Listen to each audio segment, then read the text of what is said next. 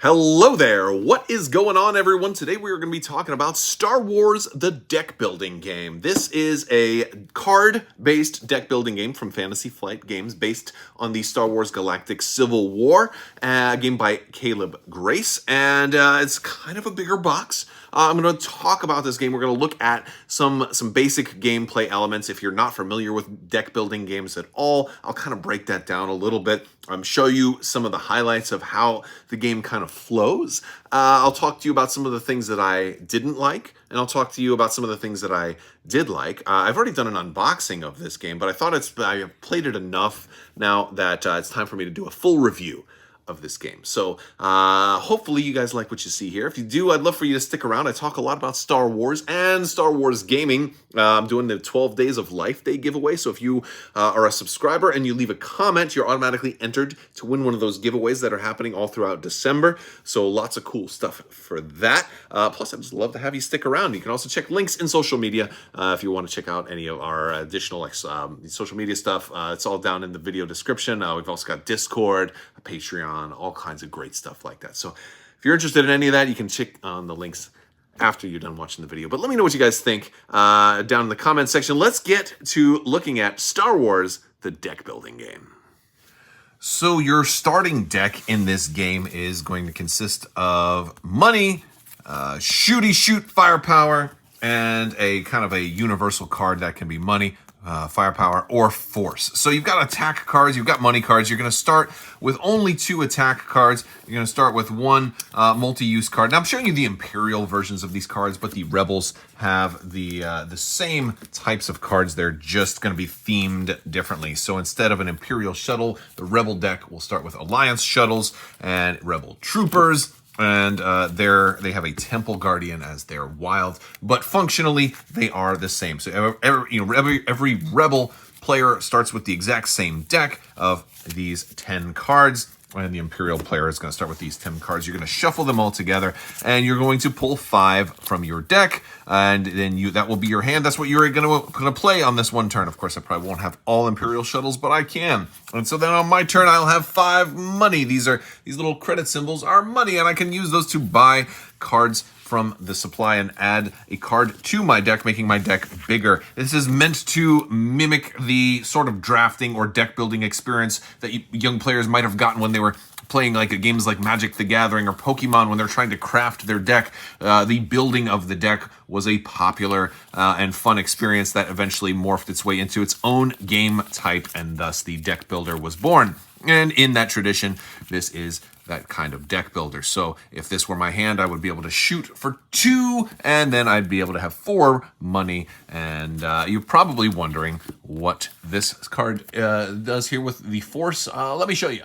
So this is our Force tracker, and Force symbols are going to be used to try to pull this little white cube closer to me. If I'm the Imperial player, I'll be pulling them closer to me. If you're the Rebel player, they'll be pulling it closer to you. You have all these different spots. You also have one spot in the middle, which is neutral. If this is on the Rebel side of the board, whether it be here, or all the way over here, that means the Force is with the Rebel player. This exists to empower certain cards that will have extra abilities if the Force is with you. If the Force is all the way to one player's side or the other at the start of their turn, if it's still there, they're going to gain an extra resource, an extra money. They're going to have extra buying power on that turn. We'll use little yellow cubes to indicate that it is that they have an extra resource. If it's all the way to my side, I'm going to have an extra. I'm the Imperial player in this example. But if it's only over here, for example, then I won't get an extra money, but the Force will still be with me. If it's in the middle, it's with neither player. That's really there to reference a lot of cards. Not all of them, but a lot of cards will mention that you get a benefit if the Force is with you. So each player kind of wants to both keep this on their side to empower their cards, and also to deny their opponent's cards that might reference the Force. And that's what that is for.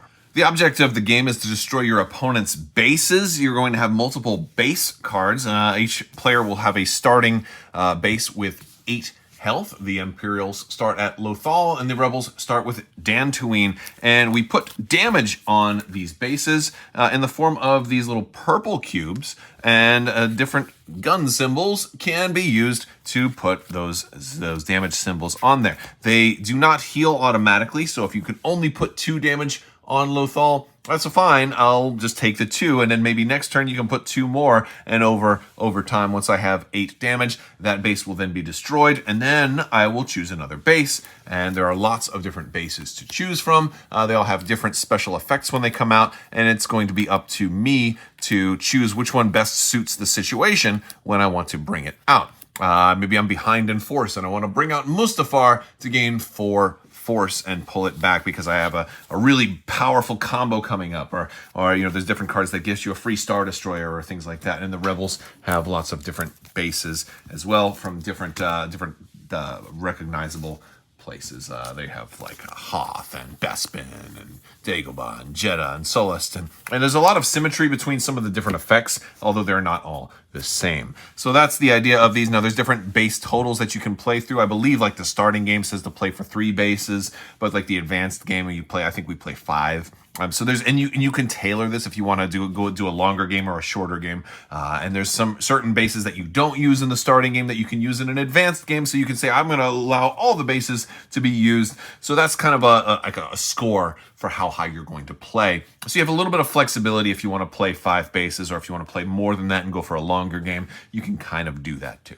So a sample setup of the game would start out sort of like this. As the Imperial player, I would go first. We're going to have 6 cards in the space line here, where we are going to just kind of deal cards from the top of this massive deck. And there are going to be different types of cards. There are going to be blue cards that are Imperial cards. There are going to be red cards that are Rebel cards. And then there's going to be gray cards that are neutral that either player can buy. In this game, you acquire these cards by their cost, which is going to be this yellow symbol up here. So this Imperial Carrier, for example, costs 5 resources to buy. When I buy this card, it's going to go into my discard pile. Like all deck builders, once I am required to draw and I cannot draw, I will then shuffle my discard pile, create a new library, and then draw, or a new deck, and then draw from that. So again, you're going to keep cycling through your deck and growing your deck as it goes on.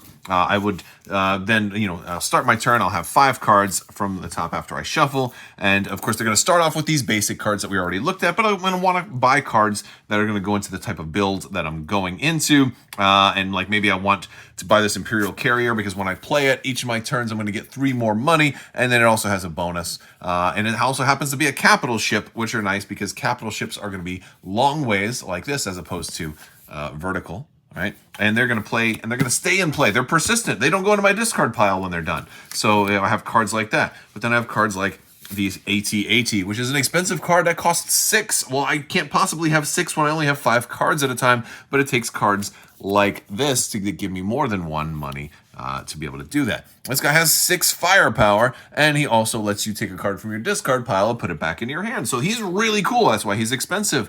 And I'm not going to be able to buy him for a little while, so he's probably going to stick out there. But what is this if I flip him around? Don't forget, my Rebel player might want to do something with him too. Now, Rebels can't buy Imperial cards, and Imperials can't buy Rebel cards. But if you notice, each card is oriented another way. So my Rebel player will see this side, and the Rebel player will say, hey, I can attack this for 6. So if they have 6 firepower with the little blaster symbols, they can destroy this, take out the bounty on it, and then they get a printed reward. And that will take this card and it will put it straight into the discard pile. And the game's discard pile, which means it's out of the game unless I have a card that can pull it out of the discard pile. So it's a way for you to sort of deny your opponents their cards, and you can also get a reward for doing it. Now, I will point out that capital ships do not have a bounty, so they cannot be sort of sniped out of the purchasing row by your opponent. Over to the other side of the board, we also have the Outer Rim Pilot deck. This is a deck that is only ever going to have Outer Rim pilots in it, and this is meant to be a cheaper cheaper cost card that you'll almost always be able to afford. He's going to cost 2. He's going to give you 2 resources. And when you play him, you can also exile him, which means to remove him. He's not going to be in your deck anymore to gain a force. So he's kind of a multi-purpose. He doesn't give you firepower, but he allows you to kind of get back into the game and get you that buying power that you might have needed otherwise. There are lots of different types of cards that are going to show up. Now, amongst the gray cards, any player can get these.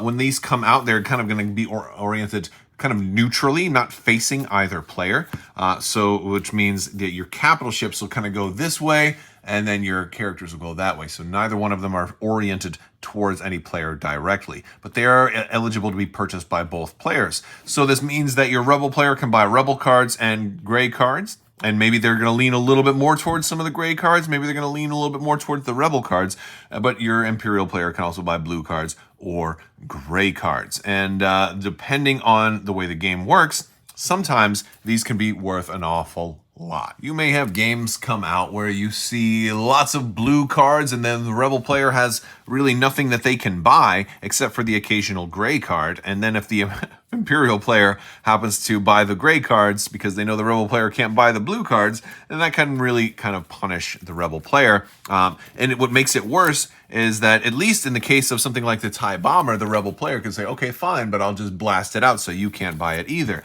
But in the case that you get like Gazantes and Imperial carriers and Star Destroyers and other large craft out there that cannot be sniped, your rebel player can sometimes find themselves with nothing to buy except more Outer Rim pilots. So that is definitely something that can happen. There is not currently a built-in rules system that will cycle the entire line of purchasing, and that's I think that's something that this game probably needs to have. This is one of the things that if they do an expansion or another edition of this game, I think there need to be more aspects, maybe a static deck or an upgraded to the Outer Rim pilot that lets you cycle like the cards in this deck and not necessarily discard them. Maybe just shuffle them back into the deck so they can come out again. But there's been multiple games where you get like all rebels or all Imperials, and it really stops the other person from doing what I call deck building.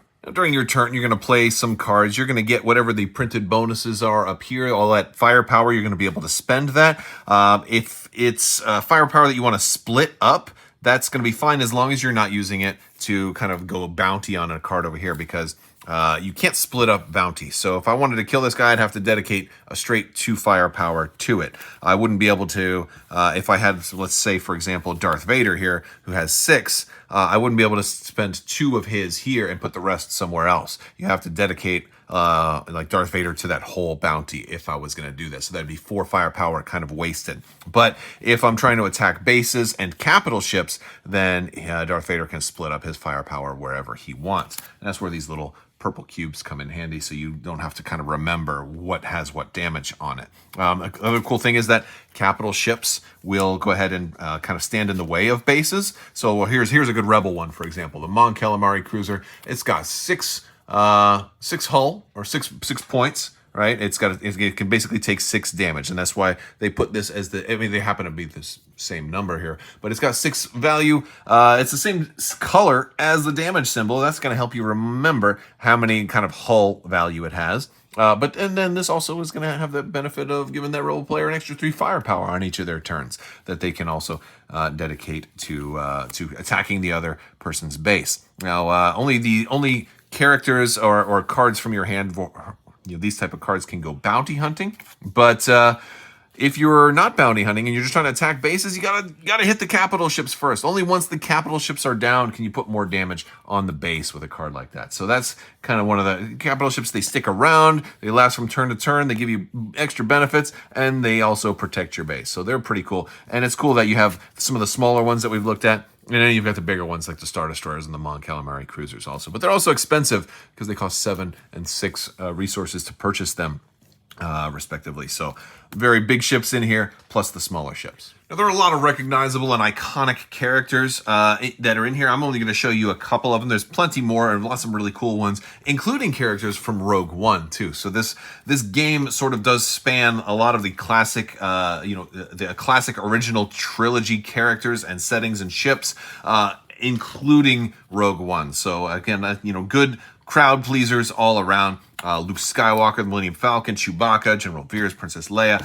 You also have Boba Fett, who is an Imperial, which is a surprising choice of mine, and maybe one of the things I'm not super thrilled about, because it does, while there's a lot of really cool thematic stuff, and I think it's one of the strengths of this game, I'm surprised that Boba Fett is here as an Imperial when you have, like, literally all the other bounty hunter, well, I say literally, but figuratively, because you don't have Zuckuss and Forlom, but you got Dengar, Bosk, and IG-88, and they are neutral, so the rebels can get them. Jabba the Hutt is neutral, so the rebels could get him. Lando Calrissian is neutral, so the Empire, both players can get them. So why is Boba Fett strictly Empire? And I don't know if it was just a balancing thing, where, like, hey, we need another Imperial that's strong. Okay, we'll make Boba.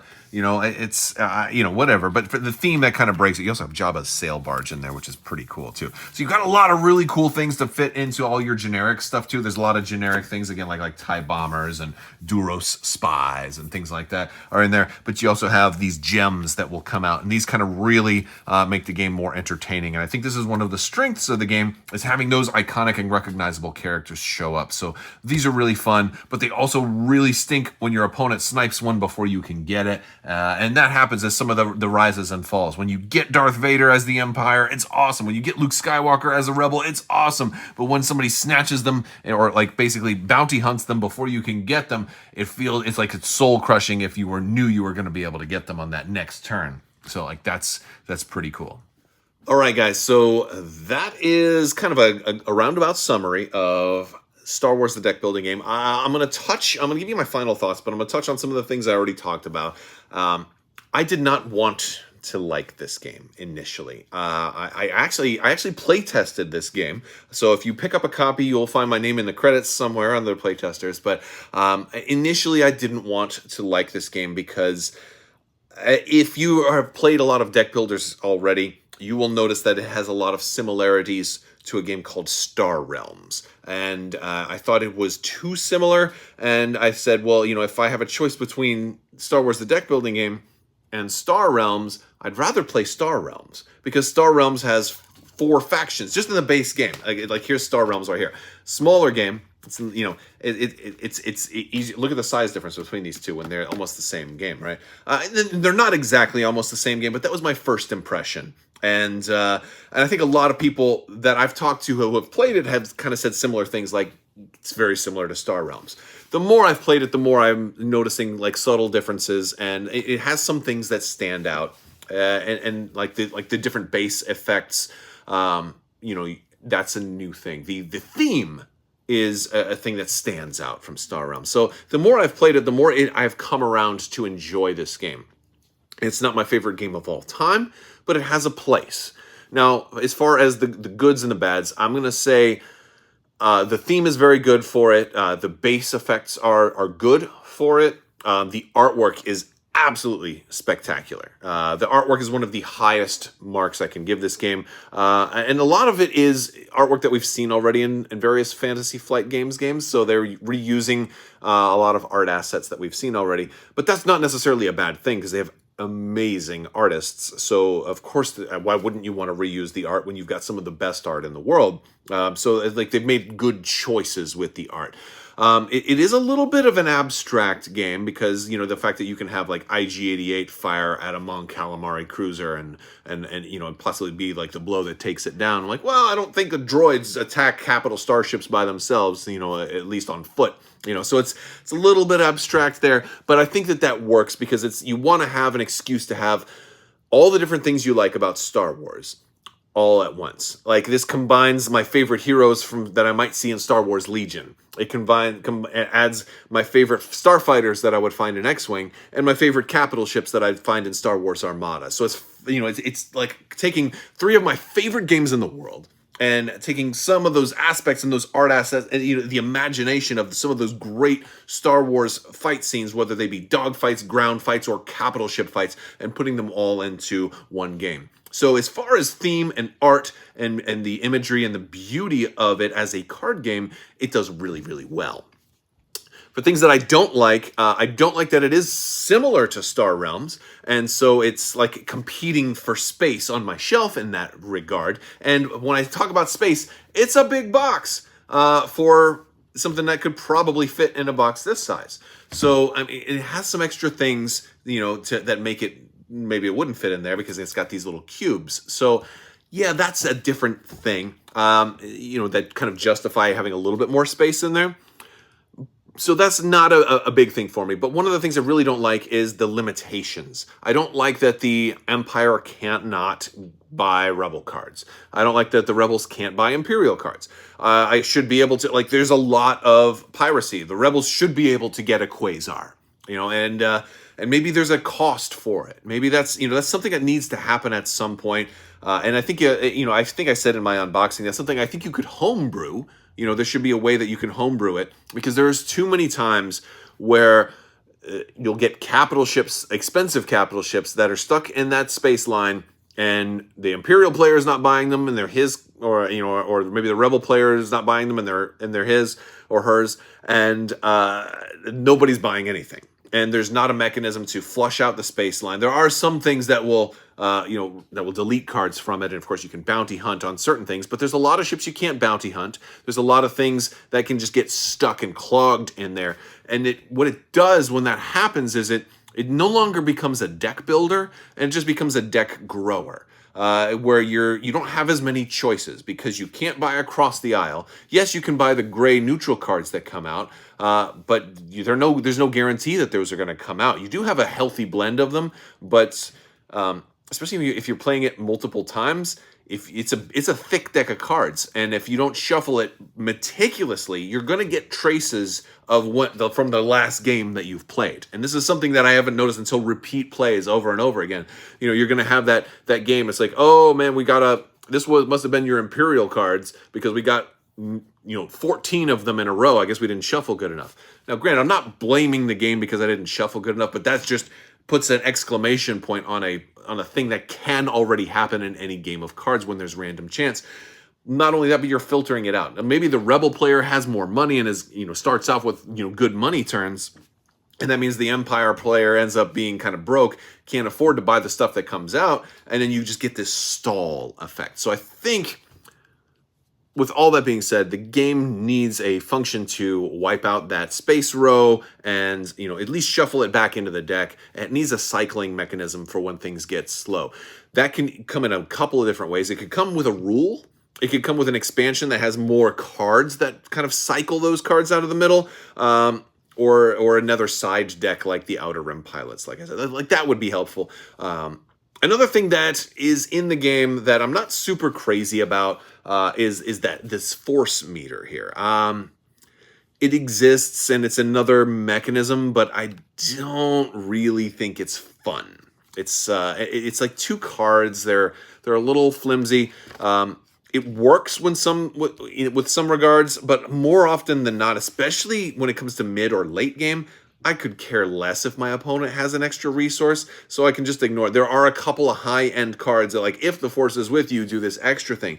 But there's not so many that I really need to worry about it. And, that's definitely kind of like a mid, but kind of a negative. But it also is a positive because it differentiates it further from Star Realms and keeps it closer to like Star Wars in a way. But I think hopefully if they do any more expansions, they do a little bit more with either the Force or maybe like expand on that board a little bit or something like that. But it's not a feature that I'm really crazy about. The other thing that I'll talk about is it's a little bit on the negative side, is that because you have only, like, if you're a Rebel player, you can only buy Rebel cards and the occasional gray card. There's not as many options to really build your deck. I've used the term deck grower once already. There's not many options. You're usually buying whatever Rebel cards come out. It's not like you're going to have 6 Rebel cards and 6 Imperial cards. You just have 6 cards. Most of the time, there's 1 or 2 cards that you can get. And out of those, you may only be able to afford 1 of them. So you really have very, very limited options on what you can buy. And usually you're trying to, at least for the first 2/3 of the game, you're trying to buy something almost every turn. And so you kind of get that deck synergy, and then maybe you just choose to stop buying stuff. And you're just trying to filter in those blaster symbols to blow your opponent's bases up. But you don't really have the ability to kind of I'm going to try to go for, a combo deck, because you're really just taking whatever cards come up.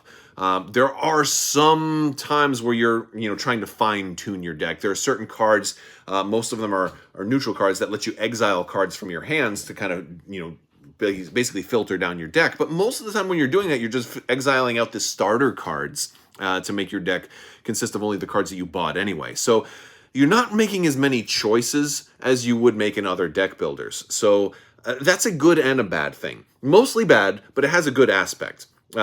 I would prefer to be able to make more choices. I would prefer if I could, if there were more factions in this game. And so I could start off saying, hey, you know what, I'm going to choose to build mostly Rebel and have a little bit of Empire too, even though the Empire might be more expensive or may not synergize with what I'm trying to do.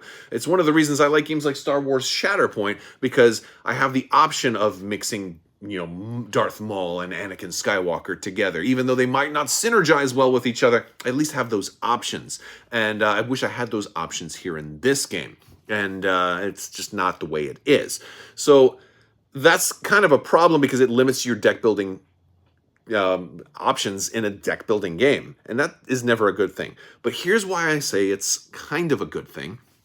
Because it makes the game faster. If you don't have to make choices, you can play the game faster. And that's where this game really succeeds for me, where I didn't expect it to succeed. And this is why I'm going to overall give this game a thumbs up. Not exactly a 9 or a 10 out of 10, but maybe like a 7 out of 10, which is not too bad. And it's an unexpected 7. Because of the time, you can play this game in half hour, 45 minutes. It may be a little bit longer if it's your first game, but it fits a really good time slot. Usually, because it's a 2-player game, if I've got one other person, we're probably going to play Star Wars Rebellion. But I don't always have time for a long game like that. I don't always have 2 to 4 hours for a tabletop experience. So if I've got less than an hour, if I've got like a half hour to 45 minutes or somewhere in that, this is perfect for those situations. And that's where this game really shines. If you've got 2 people and you've got about an hour or less, you can get this game knocked out and you're going to have a great time with it. Again, even a mediocre deck building experience is still pretty fun. So the core of the game works, but the fact that you add on excellent art, excellent theme, of course it's Star Wars Galactic Civil War plus Rogue One, awesome. And and then the fact that you can get those triumph moments, it works pretty well. There's a lot of things I'd like to see improved, but overall, this game is pretty fun. So I think it's definitely worth. And the price point is not bad. I think it's like $40 or something like that. It's for a card game, it might be a little on the high side, but you're getting a bigger box, so I think that justifies a higher cost. I was actually pretty lucky when I got mine, because I got these sleeves that came with it for free. I don't think they're giving these out anymore, but that's kind of cool too. But like any deck building game, you're gonna be shuffling a lot, so I would definitely recommend sleeving it. But it's a good game if you like Star Wars and if you like deck builders. I think it's gonna fit perfectly into your collection, and I had a good time with it.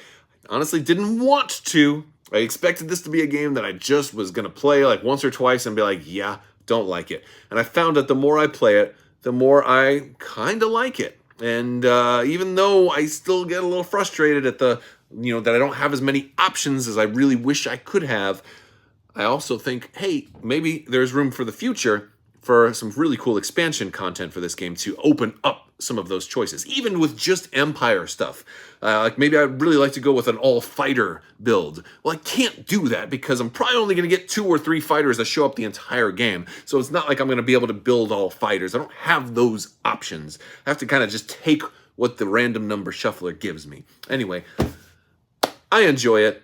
It's not perfect, but it's a good time. Hopefully you guys like this review. Let me know what you guys think down in the comments section. I will talk to you guys later. Check out the links in social media. And hopefully I'll hear more from you guys later. Have a wonderful day. I want to thank my patrons. You guys are out of this world and help make this channel possible. If you want to learn more about that, there's links in the description below. I will talk to you later. May the force be with you. Live long and prosper. Be excellent to each other. Party on, dudes. Always wash your socks. Have a great day.